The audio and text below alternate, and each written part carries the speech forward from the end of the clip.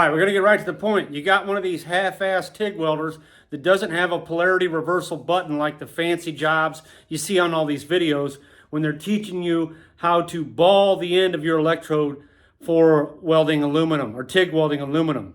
So I have two TIG welders.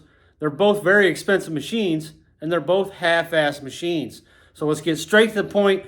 How do you ball your tip if you don't have the fancy $5,000 Mercedes-Benz welders that all these videos are showing you how to do it with? I'm shutting up. Here we go. Okay, so this is a TIG 200 digital Eastwood TIG welder. Pretty expensive machine. I think I paid like 1,500 bucks for it or something like that. Looks like it's about to fall off the table here, but as you'll notice, it doesn't have any polarity reversal option on here. You're just stuck with it the way it is.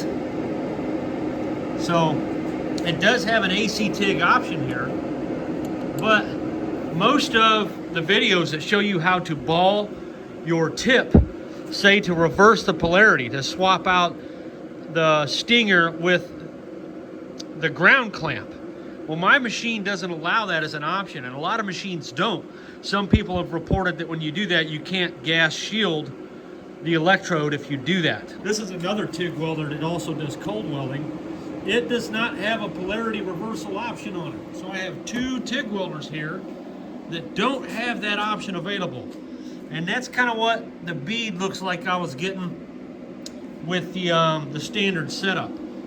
Okay, so desperate times call for clever minds. So we're going to trick the system here. We have the electrode that we want to use placed inside the ground clamp, effectively creating an electrode negative scenario that we cannot induce by adjusting the machine because it's a half-ass TIG welder.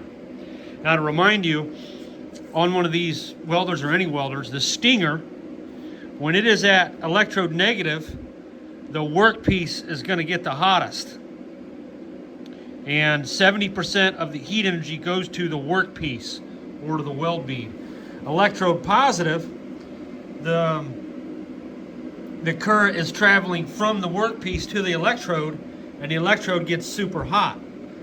So that's what we're trying to do here, is reverse the polarity simply by reversing the position of the electrode. So we're going to hold this TIG torch like this, and we're going to hit the foot pedal with about 17 to 20 amps should be enough to do it. And we're going to put a subtle ball on the end of this tip. So this is kind of a practice bead that I did with just a regular pointed electrode, and it is kind of hard to do. It is a little bit of a pain in the neck. I kind of flattened this one out a little bit, but my machine would not allow me to ball the electrode like they show you how to do in the video. So I'm going to show you how to do it with a half-ass TIG welder.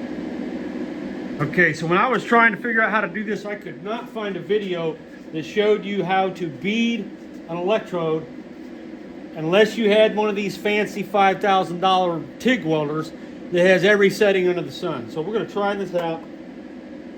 Here we go. I'm just going to hold this with both hands and give it a little hit. Ooh, it's working.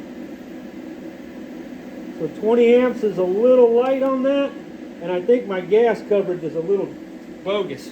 I'm going to turn the amps up. That wasn't enough. Put it at 50 amps. And I'm using a foot pedal here so I can draw back off of that if I need to. And I'm going to hold this with both hands to steady it. And here we go. Whoa. That certainly does the trick. I'm overheating. I don't have enough gas. But it is balling that in. I feel like I need a better gas shield. We need some better contrast. So it's got a little bit of a ball going there. Let's try it again. I got an idea. I'm going to push this electrode further back into the nozzle. So now we're just barely peeking out there. Let's see how this does. Another thing is this helmet is not set right. Oh, I'm on a freaking number 8 shade. No wonder. Okay, I'm really close here. Foot on the pedal, and we're going to go. I think I cooked it more than anything. It's definitely working. They don't make a big old ball on there. We're gonna give that a try. Sure, I cooked some of it, but that has, you know, a pretty decent little ball to it. We'll give that a shot.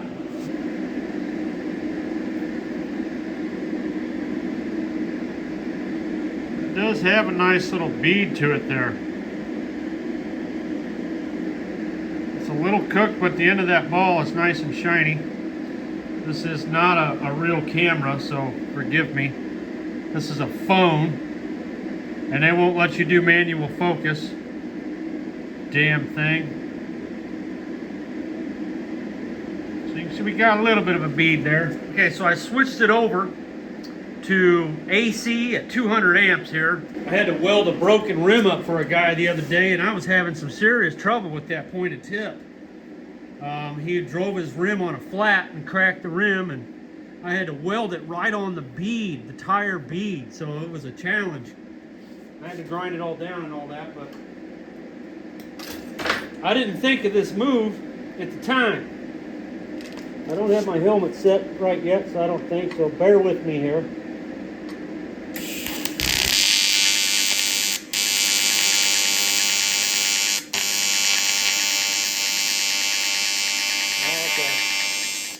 I messed up pretty bad there.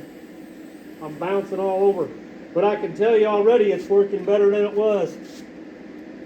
Let me get balanced. I'm kind of leaning up against the table hoping you can, I don't know what you're going to see here.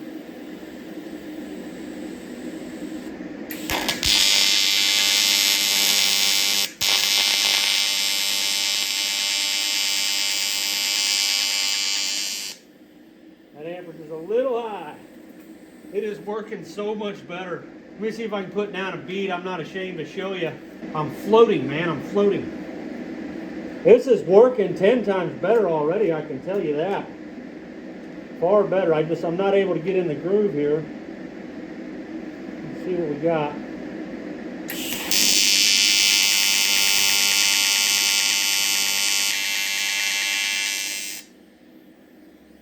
That is way too many amps.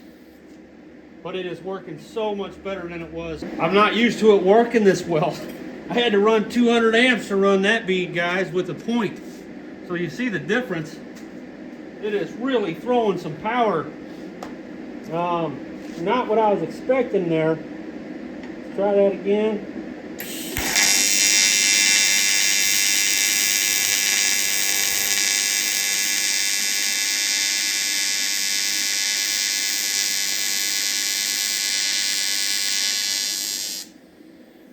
Man, dude, it's like night and day.